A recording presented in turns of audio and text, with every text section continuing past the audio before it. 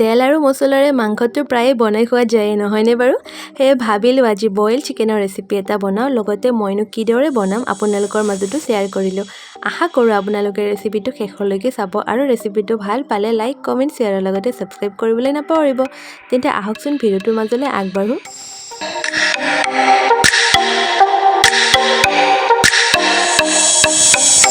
প্ৰথমতে মই বিলাহী, আলু আৰু পিঁয়াজকণ কাটি লৈছোঁ। এতিয়া এটা কেৰাহী গৰম হ'বলৈ দিছোঁ। তাত এচামুচ ধনিয়া গুটি, এচামুচ পাঁচফোৰণ, এচামুচ জিৰা গুটি আৰু দুটামান মাহপাত লগতে লং আৰু ইলাচি অকণমান দি ভালদৰে লৰাই লৈছোঁ। মছলাখিনি ভালদৰে ঠাণ্ডা হোৱাৰ পিছত এটা মিক্সিত পিচি ল'ম। এতিয়া মই প্ৰেছাৰ কুকাৰ এটা লৈছোঁ, আপুনি কেৰাহীও ব্যৱহাৰ কৰিব পাৰে। প্ৰেছাৰ কুকাৰত মাংসখিনি দি লৈছোঁ। তাত অকণমান পানী দিছোঁ আৰু এচামুচ নিমখ। এয়া মাংসখিনি ভালদৰে উতলিবলৈ লৈছে। ভালদৰে উতলাৰ পিছত মাংসখিনি এইভাৱে মই পানীখিনিৰ পৰাই পৃথক কৰি লৈছোঁ।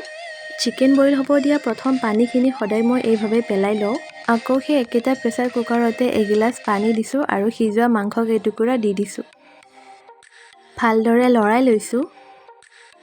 এতিয়া এচামুচ আদা নহৰুৰ পেষ্ট দিছোঁ, লগতে কাটি থোৱা বিলাহী, কাটি থোৱা আলু, লগতে ৰঙা জলকীয়া, কেঁচা জলকীয়া, এটা মাহপাত, কাটি থোৱা পিঁয়াজৰ টুকুৰা কেইটা আৰু খুন্দি লোৱা কেঁচা মছলাৰ গুড়ি 2 চামুচ ছটিয়াই লৈছোঁ। এতিয়া সোৱাদ অনুযায়ী নিমখ আৰু হালধি গুড়ি ছটিয়াই লৈ আকৌ এবাৰ ভালদৰে লৰাই লৈছোঁ।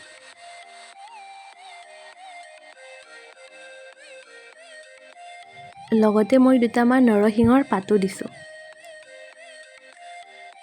আকৌ এবাৰ ভালদৰে লৰাই লৈছোঁ আৰু এতিয়া ঢাকনিখন দি দিছোঁ।